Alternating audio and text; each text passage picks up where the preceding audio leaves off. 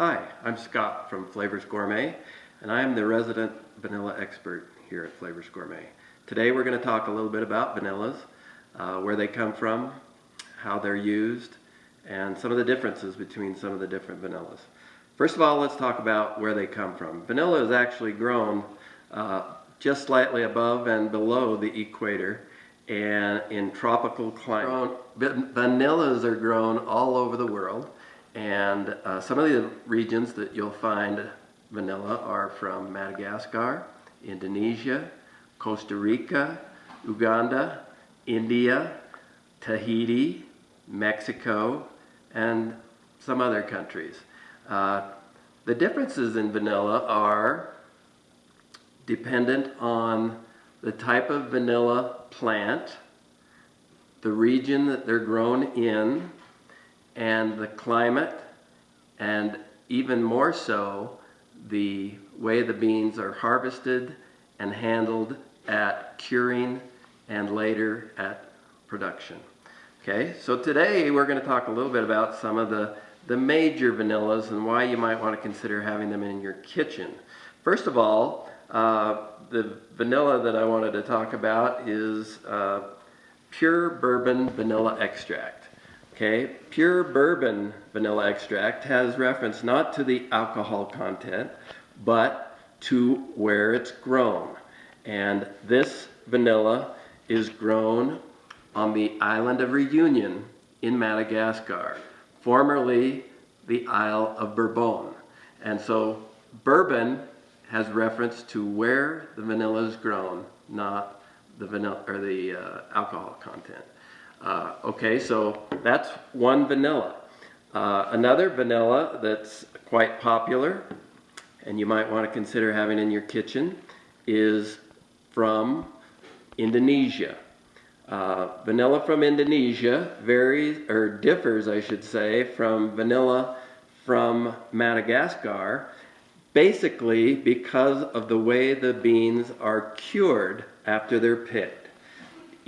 On the island of Reunion in Madagascar, when the beans are harvested, it is in their dry season, and the beans are cured in the open air and in the sun.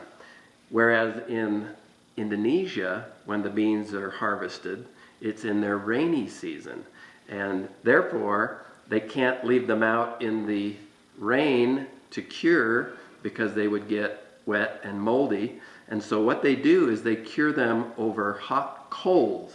Now what that does is that gives you a noticeable flavor difference. The vanilla from Madagascar is known for its sweet, creamy vanillin flavor, whereas the vanilla from Indonesia is known for its coffee, smoky, caramel, and cooked kind of flavor.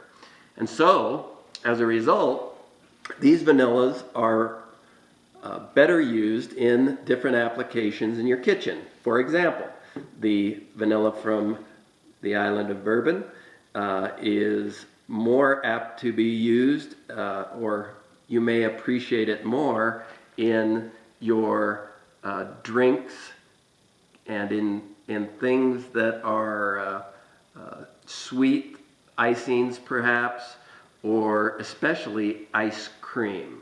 And so that's what typically would be used in a premium or super premium ice cream, would be a pure bourbon vanilla.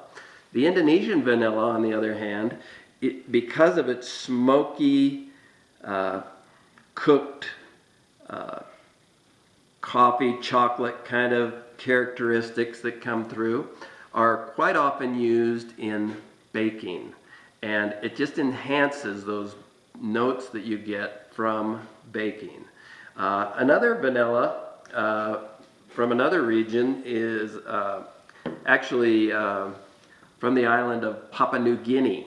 And the beans from Papua New Guinea are much less expensive, not necessarily as desirable as some of the other vanillas, but as a result, they are less costly.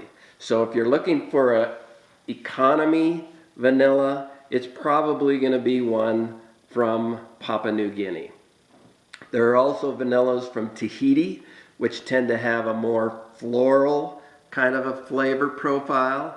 And then from Mexico, which again is very similar to the bourbon vanilla, but the main difference again is how they process the beans and some of the things that they may do to them at processing.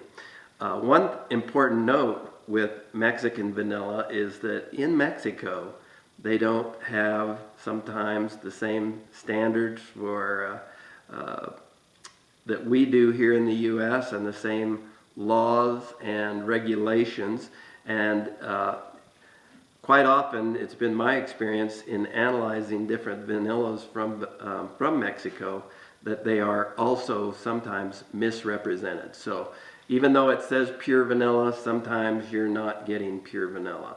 And even though it says that it's safe for human consumption, sometimes it's not. They actually can add certain things into their fertilizers and their pesticides that are not allowed in the United States, and therefore as carcinogens are less desirable from a standpoint of health. So Mexican vanilla, I'd say be very careful with, but the other vanillas we've talked about are definitely worth having in your kitchen. The other thing that defines vanilla by legality is vanilla has to have the extractive matter of 13.35 ounces of vanilla beans plus 35% alcohol per gallon of pure vanilla or vanilla extract. And after that, sugar and water are allowed. Okay, so you could have a small amount of sugar and water in as well as the 35% alcohol and the extractive matter of 13.35 ounces of beans. The beans, as I said, is what determines the flavor of the vanilla as well as the processing and the curing.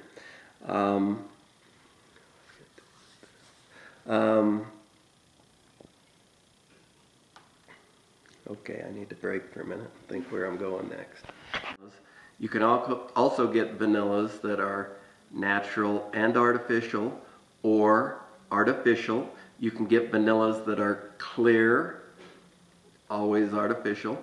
You can get vanillas that are dry in a powder form, and you can get vanilla paste, vanilla salt, and vanilla sugar.